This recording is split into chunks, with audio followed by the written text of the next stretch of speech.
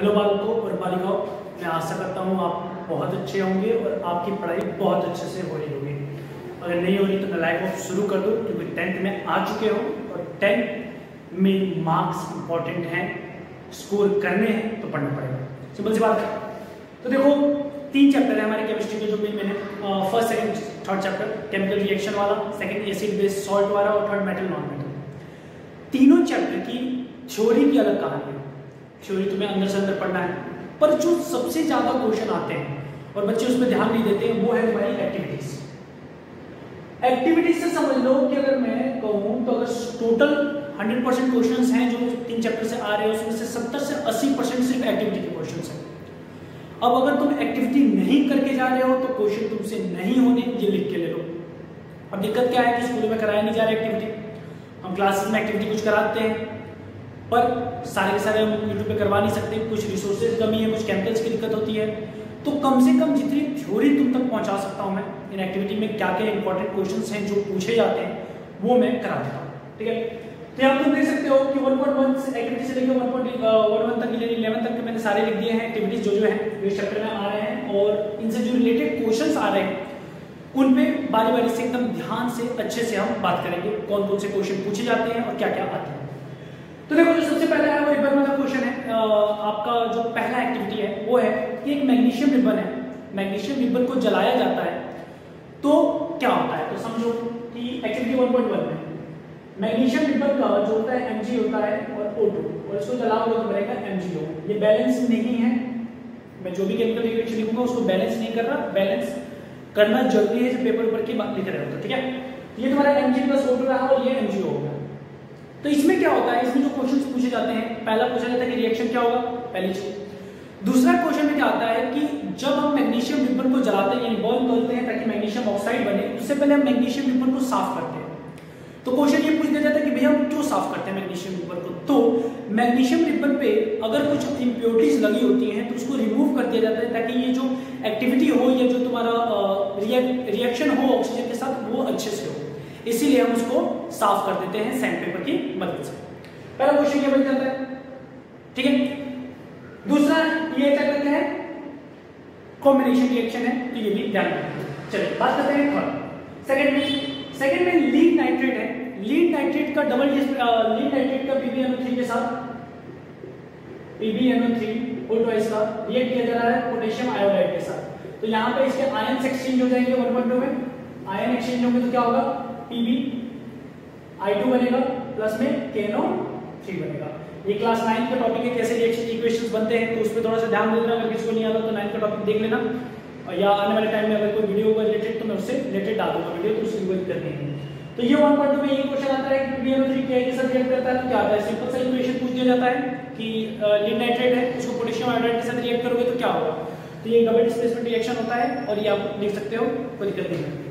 अब बात करते हैं 1.3 में। देखो 1.3 की जो बेसिक थ्योरी है वो थ्योरी तुम पढ़ोगे अच्छे से मेटल नॉन मेटल में कि होता क्या है, पर इस एक्टिविटी में क्या हुआ है ये मैं बताता हूँ। कि कॉनिकल फ्लास्क है, उस कॉनिकल फ्लास्क में आप कोई भी स्ट्रॉन्ग एसिड लेते हो, चाहे HCl ले लो चाहे H2SO4 ले लो, और उसमें तुमने जिंक के कुछ टुकड़े डाले, तो क्या होगा कि जिंक, ये तुम्हारा मान लो HCl लिया मैंने और जिंक लिया, जेड हाइड्रोजन से ज्यादा रिएक्टिव होता है, तो इससे क्या करता है कि HCl में से H को रिप्लेस कर देता है Zn और अपने साथ क्लोरीन का बॉन्ड बनाता है और हाइड्रोजन गैस रिलीज करवाता है। तो Zn H से ज्यादा रिएक्टिव है तो H को हटा दिया और Zn ने Cl के साथ एक बॉन्ड बना लिया आयनिक बॉन्ड और हाइड्रोजन को रिलीज करवा दिया। ये एक टाइप का डिस्प्लेसमेंट रिएक्शन ही है। दूसरी चीज है, इसको याद करने का बेसिक तरीका मैं बता सकता हूं कि कैसे याद होता है। ये डिस्प्लेसमेंट रिएक्शन का समझ लो कि ये हाईली रिएक्टिव है, Cl H के साथ खुश है, कोई दिक्कत नहीं है, पर Cl ज्यादा खुश कब होगा, जब Zn आ जाएगा, उसके साथ अच्छी बॉन्डिंग बनेगी, तो भाई Cl उसको छोड़ के Zn के साथ आ जाता है। Zn जबरदस्ती Cl को ले लेता है, कुछ भी कह सकते हैं। तो इस केस में ये वाला रिएक्शन होते हैं। ठीक है, इसमें कोई और चीज नहीं है। क्वेश्चन ये पूछा जाता है कि भाई कौन सी गैस रिलीज होती है, तो हाइड्रोजन गैस रिलीज होती है। पता कैसे करोगे हाइड्रोजन गैस रिलीज होगी, जब तुम हाइड्रोजन गैस को जलाते हो तो पॉप साउंड करता है। ठीक है, पॉप साउंड आएगा, यानी किसका सिंबल है वो, कि हाइड्रोजन गैस रिलीज हुई। चलिए नेक्स्ट बात करते हैं एक्टिविटी 1.4 पे। एक्टिविटी 1.4 क्या है, ये तुम्हारा एग्जांपल है कॉम्बिनेशन रिएक्शन और एक्सोथर्मिक का। क्विक लाइन CaO को कहा जाता है क्विक लाइन। जब क्विक लाइन वाटर के साथ रिएक्ट करता है तो बनाता है slick line CaOH2 plus heat. तो इसमें क्वेश्चन क्या बनता है 1.4 एक्टिविटी से। सबसे पहले तो ये रिएक्शन पूछ दिया जाता है कि क्विक लाइन को वाटर के साथ रिएक्ट करोगे तो क्या बनेगा। तो क्विक लाइन का अगर वाटर के साथ रिएक्ट करो तो स्लिक लाइन बनेगा कैल्शियम हाइड्रोक्साइड प्लस हीट। दूसरा क्वेश्चन क्या पूछा जाता है, थोड़ा सा घुमा के पूछ दिया जाता है कि अगर क्विक लाइन का जब रिएक्शन हो रहा है तो बीकर को छुओगे तो तुम्हें गर्म क्यों लगेगा। तो इसमें एक आंसर लिखोगे कि भैया क्योंकि कैल्शियम ऑक्साइड वाटर के साथ रिएक्ट करता है तो ये एक्सोथर्मिक रिएक्शन है, इसीलिए हीट रिलीज होती है, इसीलिए बीकर गर्म होता है। यहां से एक क्वेश्चन ये बन जाता है। ठीक है, अब बात करते हैं 1.5 की।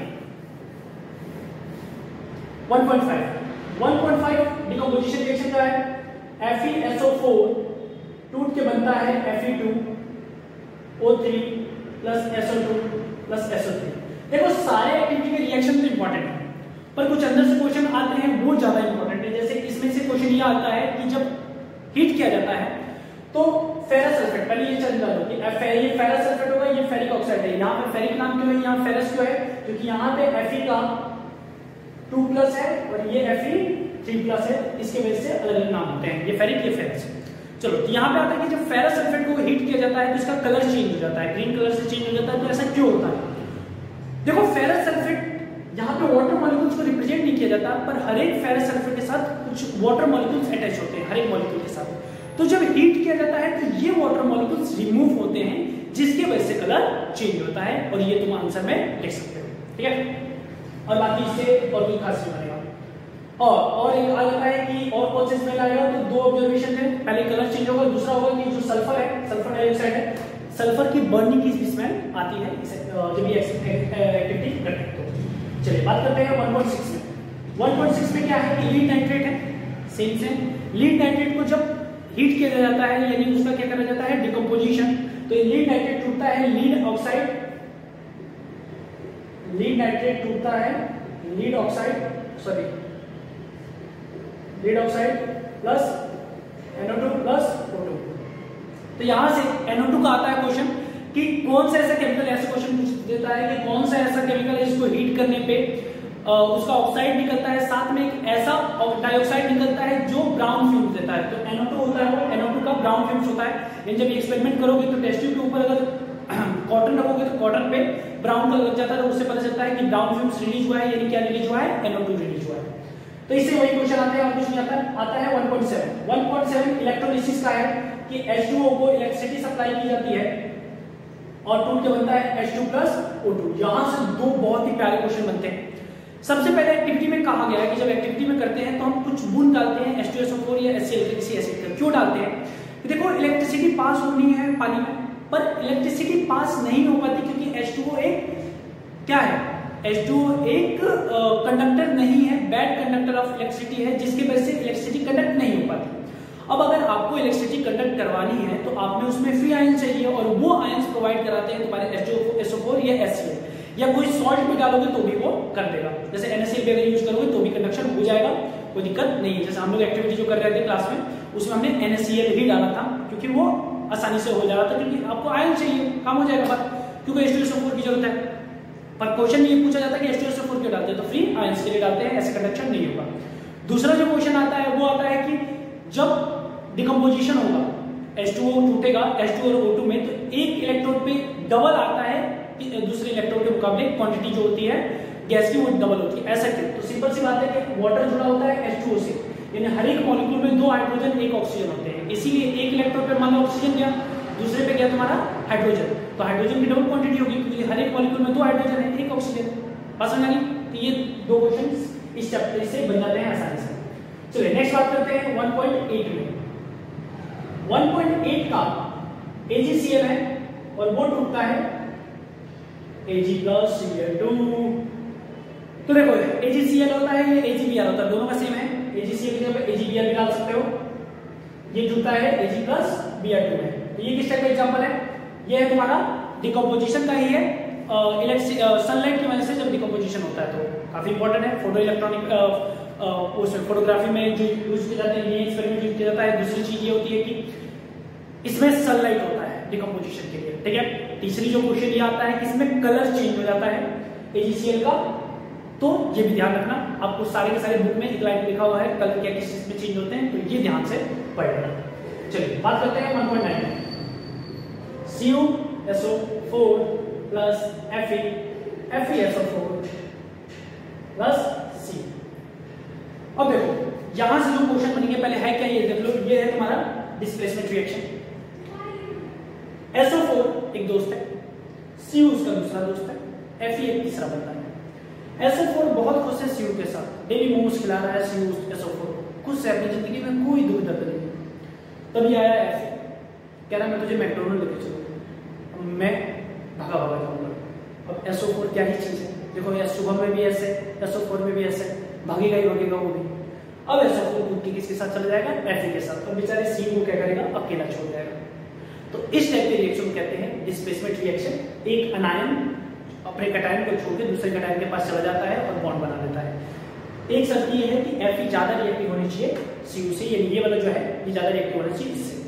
तो इसमें क्या होता है, डिस्प्लेसमेंट रिएक्शन होता है, इस एक्टिविटी से जो क्वेश्चन पूछे जाते हैं, पहला चीज क्या हो जाता है कि नीला कलर का कॉपर सल्फेट सॉल्यूशन होता है, उसमें आयरन नेल को डिप किया जाता है और फिर आयरन नेल को निकाला जाता है, तो आयरन नेल का कलर चेंज हो जाता है और साथ में कॉपर सल्फेट का जो नीला सॉल्यूशन है वो भी चेंज हो जाता है। तो ये दोनों चीजों का रीजन सिंपल सा चीज है, आप ये पूरे लिखोगे, ये रिएक्शन लिखोगे और इसमें लिखोगे because Fe is more reactive than Cu, so Fe displace sulfate from the copper sulfate solution and form ferrous sulfate FeSO4. Due to this, their color change. आप बस ये आंसर लिख दोगे, आपको फुल मार्क्स मिल जाएंगे। दोनों ही रीजन में copper sulphate का सोल्यूशन जो चेंज होता है या आयरन का चेंज होता है, दोनों का आंसर सेम है, कोई डिफरेंस नहीं है, आपको फुल नंबर मिल जाएंगे। ठीक है, चलिए बात करते हैं 1.10 में। इसमें क्या होता है, ये तुम्हारा प्रेसिपिटेशन का है या डबल डिस्प्लेसमेंट का है, दोनों आप लिख सकते हो। Na2 ये है, ठीक है, ये डबल डिस्प्लेसमेंट और तुम्हारा प्रेसिपिटेशन, दोनों का जब भी एग्जांपल पूछा जाएगा तो 1.10 से आएगा। इसमें क्या होता है, सोडियम सल्फेट रिएक्ट करता है बेरियम क्लोराइड के साथ और बनता है बेरियम सल्फेट प्लस NaCl। ये जो BSO4 है ये व्हाइट प्रेसिपिटेट और नीचे जम जाता है, तो क्वेश्चन पूछा जाता है नॉर्मली व्हाइट प्रेसिपिटेट से रिलेटेड, तो इसी एक्टिविटी से पूछा जा रहा है, इस बात पे ध्यान रखना और इस रिएक्शन को भी ध्यान में रखना।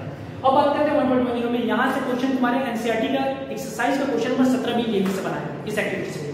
कॉपर जो होता है वो ब्राउन कलर का होता है, जब ये इसको हीट किया जाता है तो कॉपर ऑक्साइड बनता है, जिसके चक्कर में उसका कलर चेंज होता है, ब्लैक कलर में चेंज हो जाता है। तो यहां से ये क्वेश्चन बन जाते हैं।